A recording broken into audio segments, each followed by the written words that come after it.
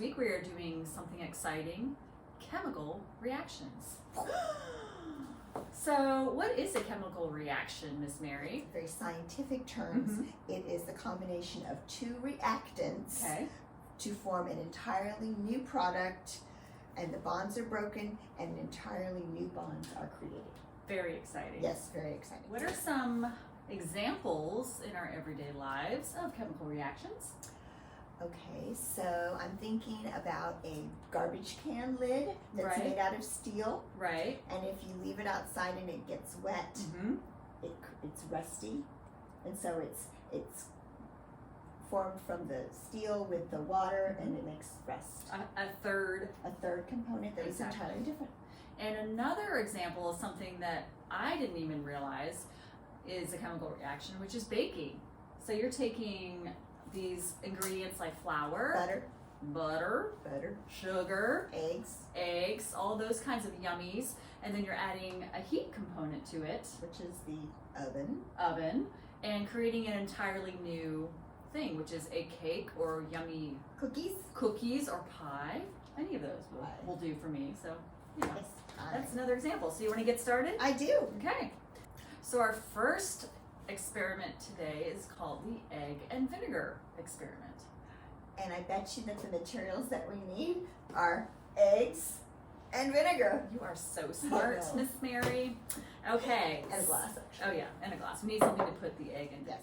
So we are going to go ahead and start with, we've got raw eggs. So this is not something you're going to want to eat. I know you'll be tempted after we are finished, because this is a mighty tasty treat. Just joking. Okay, so we're gonna go ahead and put our egg at the bottom of a glass, and we're using a clear glass so that you guys can see what's going on here. And I'll move it over here so you get a better look. We are going to just add plain white vinegar to it, just enough so that the egg is covered completely. And okay, so that's about right. And basically that's all there is to it.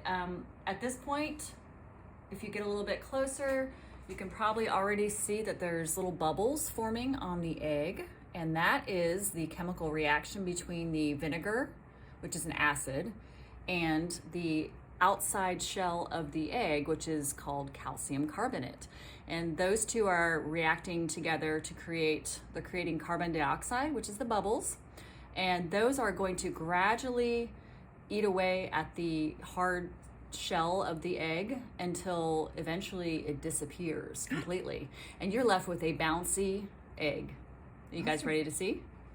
So I'm picking it up, and it's very soft. Whoops. And how long did it sit there? It sat there, okay, we did this yesterday, so it's only been about a day. This experiment can take up to 3 days depending on what kind of results you want. So if you look at this egg after about a day, you can still see the remnants of the shell. It's still a bit of a coating on there, but it's completely rubbery.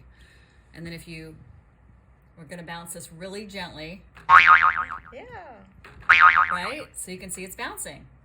So that completely removed that eggshell, just that chemical reaction between the vinegar and the shell.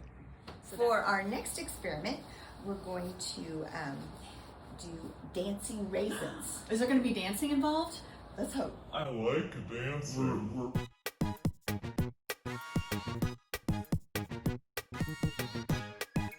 Hopeful that the raisins will be dancing. Okay, I love dancing raisins. So for this particular experiment, we need raisins. Really?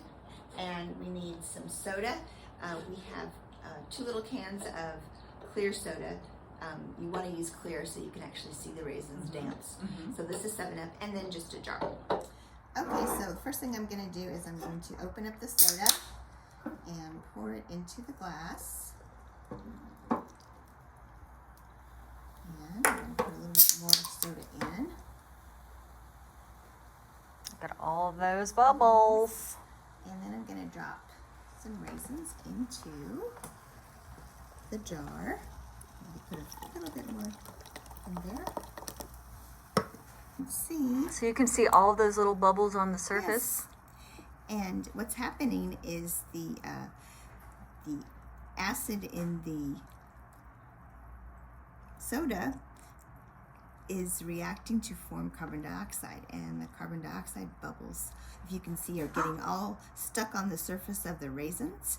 And so the carbon dioxide is actually lighter than the liquid, and it makes the raisins float to the top. Ooh. And as the bubbles pop on the surface, the raisin drops again, and then they're covered with bubbles again. There it goes. Did you see that? Woo! Okay, for our next experiment, we're going to be using two things, acetone and styrofoam. So what is acetone? Acetone is the chemical that is in nail polish remover. Okay. And I've heard of that. Styrofoam, you probably used a lot.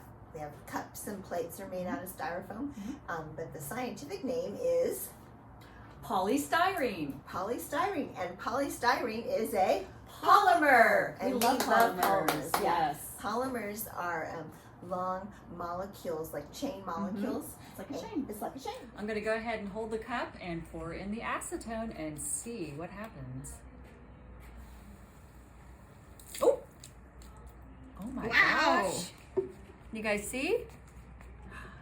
So I think the acetone in the nail polish remover reacted chemically with the polystyrene in the styrofoam, and it disintegrated, it dissolved all those little bubbles of air in the styrofoam and completely took it away. Yeah, So it's basically it non-existent. disappeared. It disappeared except for this little bit of residue left over. And that's it. Well, thank you so much for joining us for week 2 of A Moment of Science virtual edition.